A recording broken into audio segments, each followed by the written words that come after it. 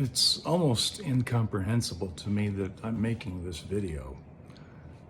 As you might be able to tell from the background, I'm in the hospital again. And I'm just slightly 2 weeks post-op from when I had the surgery in Utah. And things really went downhill. Made it back from Utah back to Colorado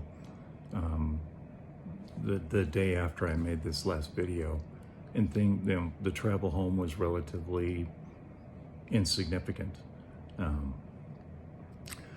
Started doing my recovery. Had a significant amount of pain associated with the recovery that I don't feel like it was super well controlled. I'll talk about my opinions about how far to the conservative side they've gone on the use of narcotics, specifically oxy, in pain management because of so much abuse in the past by individuals and from companies trying to make money from it. But in my opinion, it's swung way too far to the conservative side, but whatever. Some backstory that's important is when they released me from the hospital, we didn't, for whatever reason, I don't know if it was because I was out of state, the kind of complications that happen with that, but or just me wanting to get out of the hospital quicker. It's tough for me to say what the deciding factor was, but I left the hospital without a PICC line. They sent me home with a prescription for oral antibiotics for 10 days, along with some muscle relaxers. So when I left the hospital, we went to the local Smith's grocery store, pharmacy, got my 2 prescriptions filled. One of the prescriptions, they could only do a partial fill because they were out of the medicine. So it's like we took what we could. And there was honestly a misunderstanding on my part. I thought that the medication that they did a partial fill of was the muscle relaxer and not the antibiotic.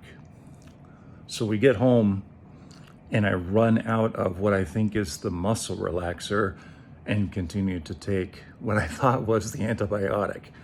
But even then, we couldn't coordinate quick enough with my primary care physician to get me in to see him to get the order for a PICC line ordered before I ran out of oral antibiotics. Now, I thought that was on a Sunday, was when the last time I took my oral antibiotic, and I couldn't get in to see my primary care physician until that Wednesday. I let the doctor's answering service or front desk or whoever I was talking to know that there was going to be a gap, but nobody seemed to have any real concern about it. So even though I was initially concerned about it, I was like, well, if they're not concerned, I guess I'm not going to be concerned either. So got in, saw my PCC. He wrote in the referral for the PICC line to get done, and that actually happens through an infectious diseases doctor. On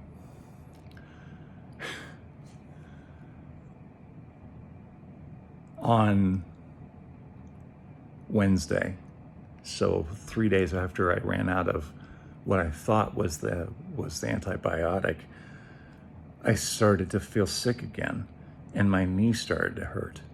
And I had that Wednesday morning, I had an appointment with my ortho back at home, and at the time of that appointment, which was around like 10:30 in the morning, the knee looked good. I had relatively good range of motion considering what I'd been through. Pain control wasn't great, and I'll be totally upfront about that. At that point, I was like, that Wednesday, I was like in survival mode.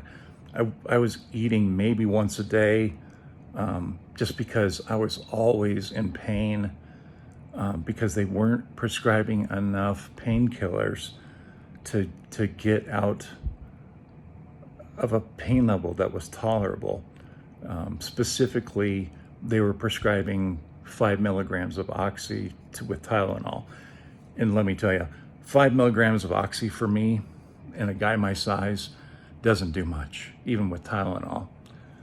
So what I was doing was basically going through no pain meds when I woke up in the morning and saving up those doses of oxy so I could take 15 milligrams when I went to bed at night, because it's more, at least for my body, it is more important for me to get a good night's sleep as far as healing goes than it is to be out of pain during the day. So that was the decision I made.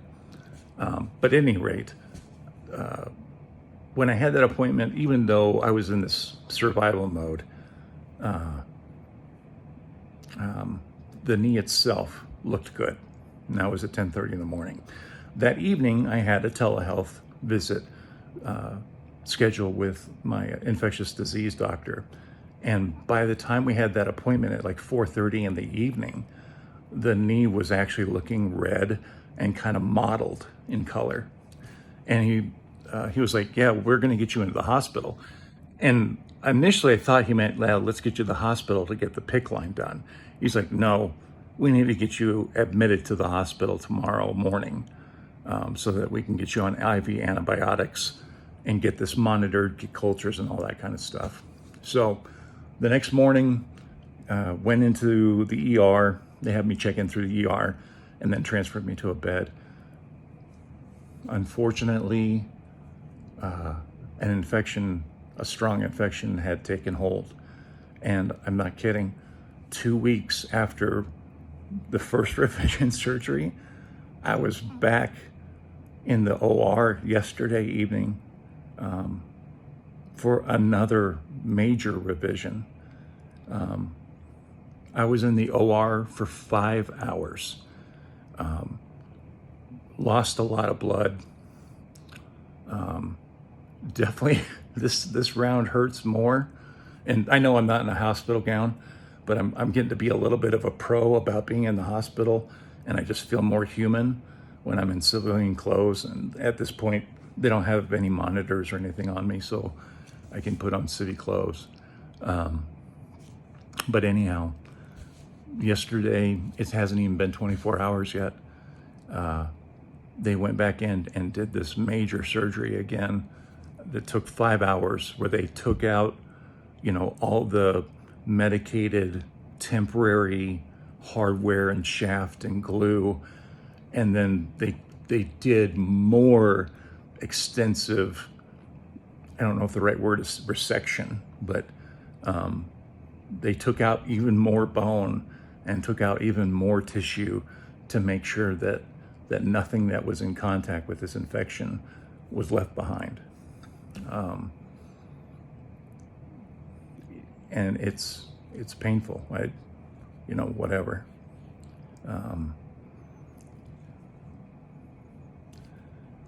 I'm not even sure where I'm going to go with this. If this doesn't 100% clear up, the possibility of amputation might be the next surgical visit I have if it's not cleared up.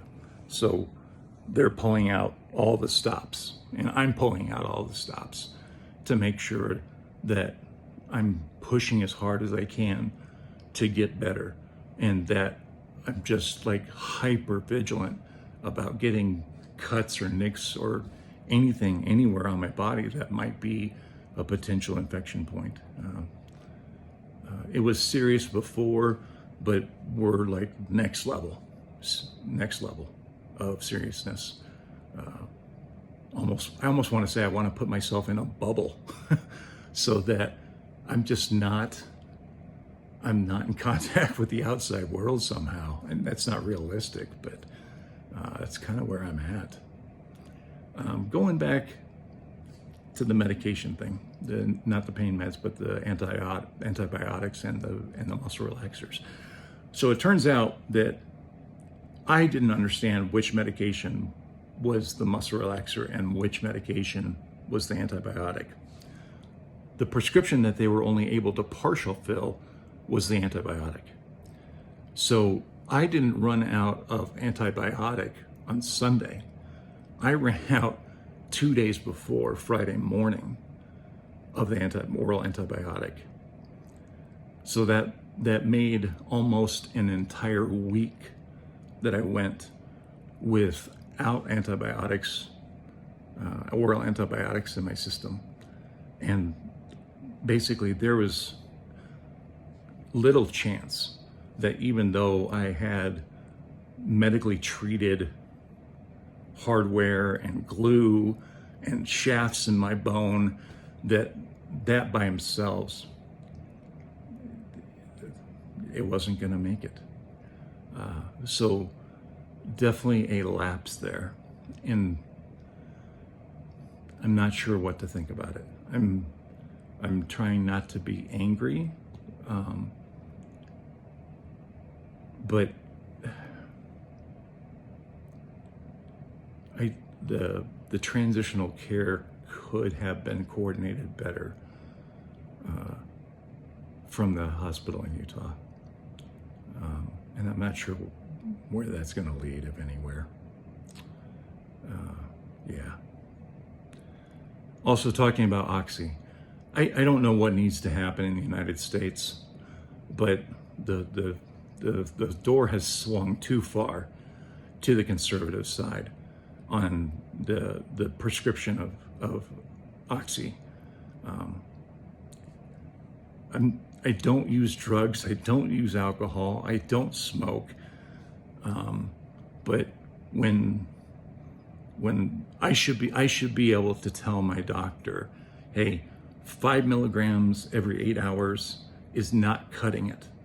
And because it takes, if nothing else, a severe psychological toll on you, that when you wake up in pain, because I was squirreling away my doses of Oxy so that I could at least get a good night's rest, I went through the whole day just pushing down in the back of my head that pain. And I could make it. I mean, I think most people are kind of aware that, when you wake up and you feel crappy, by the time you're up for like an hour or so, you're just kind of in your waking mode, and pain that you're having, you can push down. But that gnawing pain, that constant gnawing pressure pain that's associated with this just wears you down. And I was doing pretty good about taking, a break every hour or so, getting away from my desk, laying down. And then when lunchtime would come, I typically wouldn't eat because I was hurting. And getting rest was more important to me than eating. So I would take a nap for half an hour, sometimes an hour. And thankfully, my employer has been incredibly supportive. And they're not making me work. I'm choosing, because I work from home for the most part. It's like I'm at home anyhow, and I can do as much as I possibly can during a day, and make sure that I'm doing my part, and not leaving that burden on somebody else. And I'm still getting an incredible amount of help from them. But at any rate, by the time I would get to like 2, maybe 3 o'clock in the afternoon, I would just be so beat down from just fighting off that pain that I was done. And then basically from like 3 o'clock in the afternoon until 7, I would just, lay down in bed praying for the night to come so that I could so I could take this set of pain meds and get some sleep. It was an awful 2 weeks. And again, it comes down to this hyper conservatism to prescribe painkillers. And like I said, in my opinion, it's got to change. The doctors have, and I don't know that it's just the doctors. I'm going to guess it's whatever medical associations that are, pulling the strings with the pharmacies and the insurance companies and that whole medical network. Somebody's benefiting from me not getting enough pain medication. That's all I can assume. And it's got to change. If I was a drug user, had a history of abusing medications or something like that, I would understand the conservatism. But even though I had discussions with my orthopedic surgeon on that Wednesday, and he understood, it's like, yeah, I need to get you some more pain meds. He basically just gave me more of the 5 milligrams. And it was like, I was in the hospital the next day, so I wasn't sure exactly what my plan of attack was going to be. Maybe it would be like take a 5 somewhere around noonish to kind of get me through that rough last 3 hours of the day, 4 hours of the day, and then take a 10, or maybe I don't know where I would have been. I may have just said, heck with it, I'm going to take what I need to get myself into a comfort level that is reasonable. And I'm not expecting complete pain relief. That is a fantasy. And if I'm in that state, I'm doped out. That's wrong. That's too far gone. But I don't think I would have blinked an eye about taking a 5 in the morning and then taking 15 at night, to make the day more bearable, so that mentally and physically and nutritionally, I was in a good place to keep healing. I've lost like 9 pounds in 2 weeks because I haven't been eating. I'll eat typically like 1 meal a day, because that was the window that I was comfortable enough to care about eating. The rest of it was getting things done and being in misery. So I guess my message is advocate for yourself. Be forthright about where you are on pain management. And only you know what your body is doing. And so don't overly rely on the guidance that 5 milligrams or whatever, maybe you're taking Percocet or whatever. If it just comes down to, if you are not getting enough pain meds to make recovery bearable, speak up and advocate for yourself. That's really it. The next couple weeks are going to be interesting. I keep saying this, but I hope this was my next to last surgery. And I'm going to do everything I possibly can. And my medical team, I will say, is making sure that they do absolutely everything they can to make sure that I am out of this. And this is the last clean out, the last surgery I need.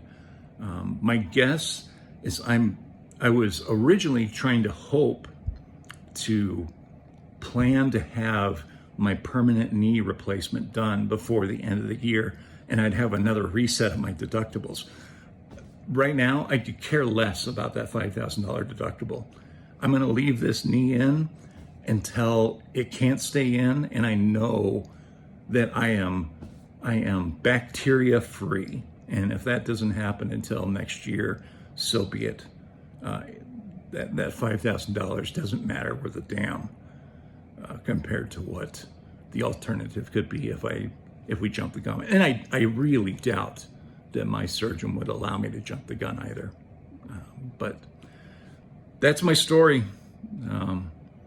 Sum it up is like I said, second knee revision in 2 weeks. Make sure you know your meds. Advocate for yourself. If you have a feeling like things aren't being advocated well enough or coordinated well enough, speak up. At least have the discussion to make sure there's not a gap. I wish I would have been more vocal about it, because I could have potentially avoided this mess. And then again, advocate for your pain meds. I understand, like I said, there's too far of a conservative swing on issuing them now, and I think we've gone too far. So again, you may or may not make any headway, but advocate for yourself. Speak up. Let them know, hey, I'm not even getting below like a 5 on a scale of 10 pain threshold, even when I have 5 milligrams of oxy or whatever it is. So that's it. I hope you find this information useful, and thanks for watching.